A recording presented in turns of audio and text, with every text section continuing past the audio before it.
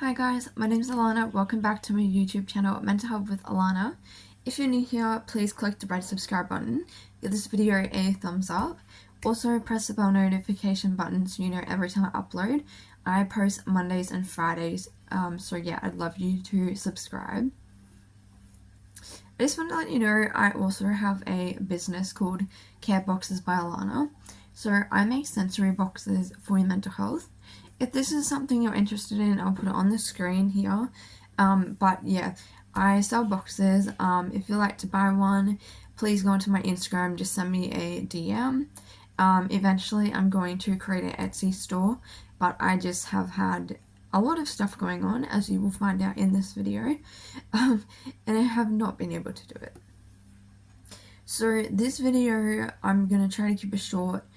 And to be honest, I wasn't even going to make this video because I just didn't, kind of traumatized and didn't want to really go into the whole thing. And I'm still trying to get myself back into a normal routine and self-regulate and stuff. But I thought that I would just give a quick update on what's been going on, just so that you guys can have some sort of understanding. So what happened was, I was in a private psychiatric hospital. So, by the way, I'm going to just say all this now because, I mean, people are probably not going to watch this video, but I'm just sick of answering the same questions over and over and over again. So, basically, I was in a private psychiatric hospital. Now, this hospital is a low-risk setting, which means you are allowed a lot more things than what you would be allowed in a high-risk setting and in the public system. So what happened to me was that I was in the private hospital because I was having a manic episode. So my psychiatrist was trying to change my medication so that I could come out of mania. Unfortunately, what happened, and this is extremely rare for me, I don't generally get bad depressive episodes. I struggle with mania more, but I had a really, really severe depressive episode, and unfortunately I became way too high risk for the private low setting to keep me there.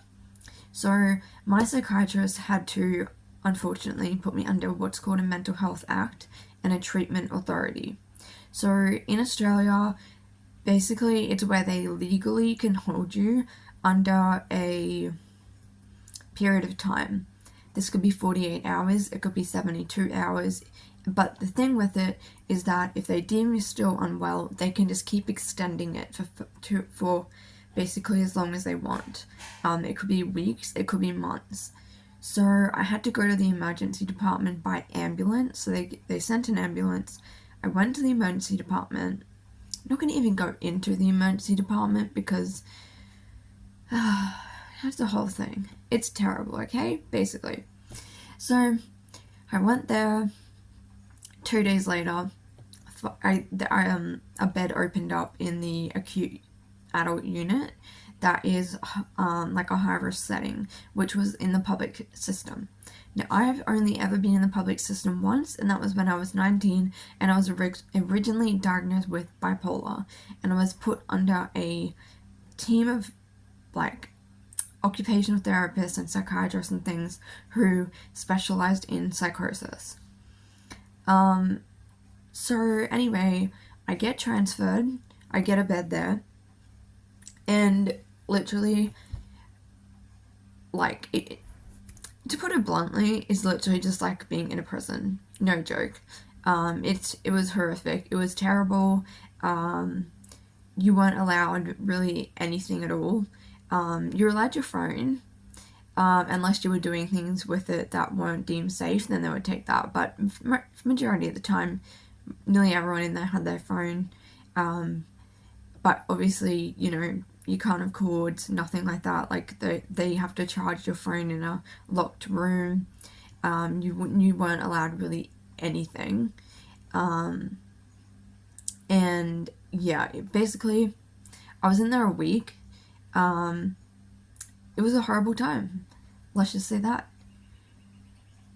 So yeah, that's basically what went on, but I wanted to make the video so that it wasn't like a weird, just returning to normal making videos. I just wanted to kind of post that. So I came out. Oh, the other thing is that I was going to stay in a kind of rehabilitation housing setting, but I decided against that. I had a 3-day trial because I had to live with someone else, and I felt like I really still couldn't be as independent as I wanted to be, and it just didn't feel right, and I was so stressed and anxious. And with me, like, I have very strong gut feelings about things. I don't know if you'd call it intuition. Like, you know, when I know something's wrong, I know it's wrong, and when I know something's right for me, I know it's right. So I don't generally ever second guess myself. I make the decision and I'm happy with it, and that's it. And I never really seem to have regret over did I make the wrong decision. I just know. I'm very good with, I know what I want, and I know what I like, and I know what I don't like. So I decided the plan is to come home. I wanted to move out completely on my own, but because I'm only on a disability pension, my income, it doesn't matter how much money you've saved, they don't care. They look at the government looks at what you regularly get as a income. And unfortunately, because I'm on a disability pension, and I do have a job, but it's only like once or twice a month meeting things. It's like a advocacy, lived experience, mental health group that we do. And so because I don't have a job that's like frequent enough, unfortunately I couldn't move out on my own, which was what my plan has been for honestly the last 2 years. I've been constantly saying to my parents, I want to move out, I want to move out, I want to move out. So anyway, we decided that I'm just going to come home. I'm just going to keep saving money, and I will keep my eye out for some jobs that are similar to what I'm doing. Hopefully, you know, in the not too far future, something will come up that I can take on. But, you know, it has to be something that is going to work with my mental health. So that's really important. The thing is, my medications have been completely just messed up. They totally messed them up. I'm quite mad about it, to be honest. They've stuffed me around so much with it. I'm on more medication than I even was before, and I was already on loads. So, and I'm not happy about it. So, my mum and I are actually going to ring and talk to a doctor and say, look, we need to see you about this because it's just not good enough. And the other thing is that one of the medications, and we figured it out, was causing me, I can't remember the name of it. It was causing me, I think it was an antipsychotic, extreme irritability mentally and physically, to the point where I was like, just, it was almost like I was like full on manic, but at that real agitated, like manic. And then it was giving me severe restless legs, like it gave me a very similar symptoms to what happened with olanzapine. My body does not go well with olanzapine, and this drug did not sit well with me. So I didn't take it last night because I could not sleep, and it would knock me out to the point where I felt drunk, where I couldn't walk around or talk properly. I couldn't talk. My speech was going funny. I was trying to get my mum to tell her, because she was getting ready for bed, and I'd taken it, and 5 minutes later all these symptoms came up, and I was trying to get to her room to tell her that something is going on, and I had to lay on the ground because I couldn't get up. I couldn't walk. It was just absolutely horrific. So I'm not taking that med. But I'm going to do an updated medication video. The other thing I'm really pissed off about is that I can't see my old psychiatrist anymore because now I'm under the public system, whereas before I was private. But I don't get to see this new psychiatrist for 4 to 6 weeks. And I literally just got out of the hospital like 2 days ago. So again, I'm not happy about that either. There's a lot of stuff going on. So all of this is just, honestly, all of this is just really triggered off my BPD.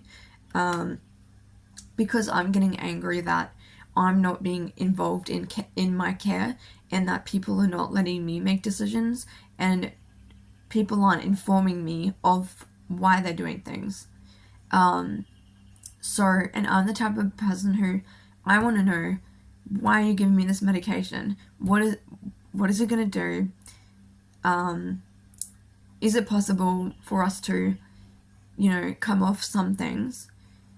And my mum and I were like, it just felt like they were literally just throwing a bunch of meds at me with no care whatsoever, no follow-up, nothing. It was really negligent on their behalf. But anyway, I won't keep rambling on about that. So that's what's happening. So my meds are just all over the place. Hopefully we're going to get it sorted out very soon. We're ringing on Monday because we're like, we can't keep going like this. So, and then my chronic fatigue, unfortunately, has been really triggered. I have to go see a cardiologist because this has been a long-standing issue, but they think I have POTS, so I can't even remember the actual thing of it. Basically, it's just tachycardia, where your heart beats too fast. So that, and the chronic fatigue has been happening very badly at the moment, plus new medications, plus they were taking me off medications, which means I was probably having a bunch of withdrawal symptoms, because I've been getting all these weird physical symptoms. I actually had like a seizure when I was in hospital, and no one could figure out why.